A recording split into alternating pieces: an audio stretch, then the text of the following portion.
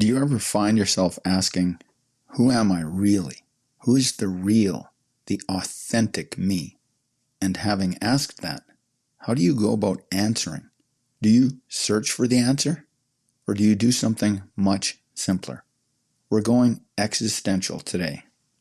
Hey there, it's me, Core, and you're listening to Exercising Self-Control from Fitness to Flourishing.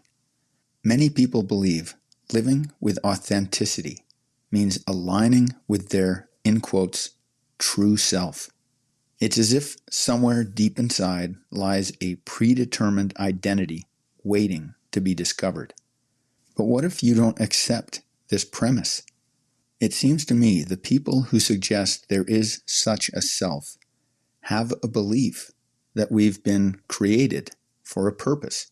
And if that purpose is known, then we can know who we are for real. But what if you don't believe you were created for a specific purpose?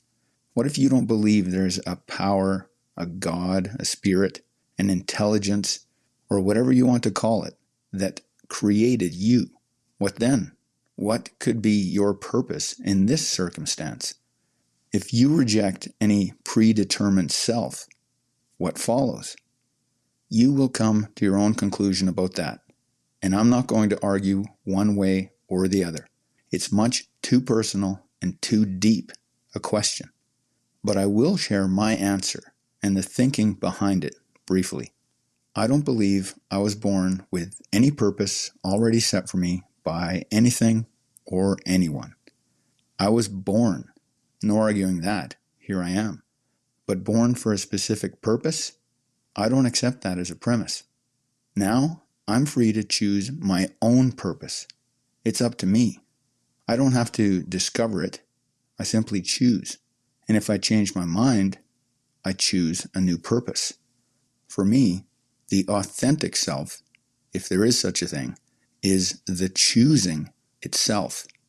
As Epictetus, the ancient Stoic teacher, put it over 2,000 years ago, begin quote, "For you yourself are neither flesh nor hair, but choice."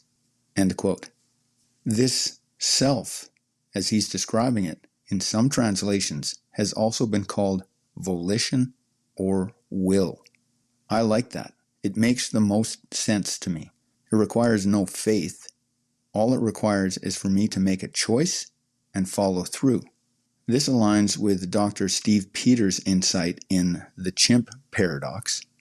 As he describes it, our authentic self is the person we would choose to be if we weren't hijacked by emotional impulses or limiting beliefs, what I refer to as your conditioning or the conditioned self. When you describe the person you would be if you had your preference, that's the person you really are. Not some hidden essence already formed and waiting to be discovered, but a conscious choice waiting to be made. If you feel trapped in your career, the traditional approach asks, what was I meant to do? What's my calling? This sends you searching for clues in your childhood interests, personality tests, or spiritual practices. The choice-based approach asks different questions. What kind of person do I choose to become? What are my highest values? If I was an excellent human being, what would I do? How would I act? Instead of archaeological work, it's architectural work.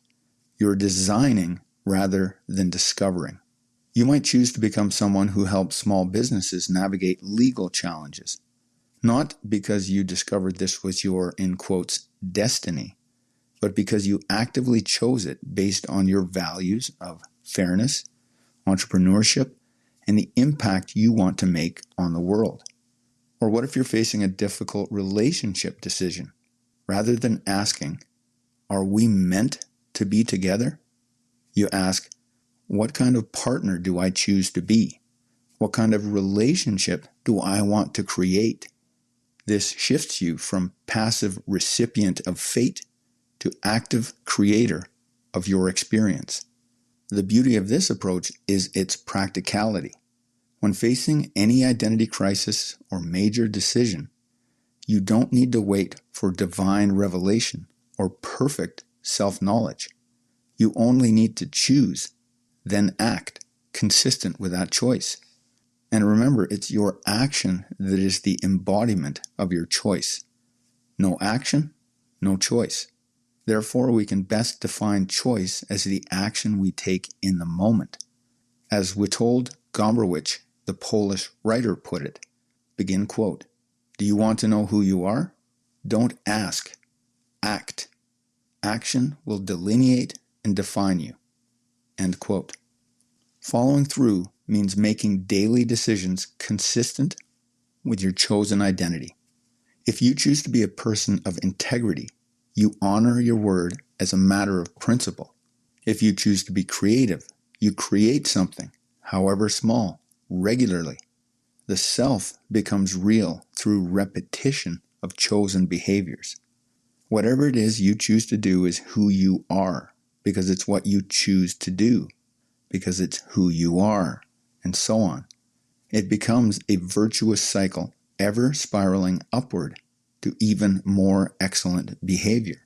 Not a destiny preordained, but a good life created as an act of imagination and will. This framework liberates us from the anxiety of, in quotes, finding ourselves, and empowers us to make up our own minds. Don't bother asking, who am I really? A better question is, who do I choose to be? That's it for today. Catch you next time.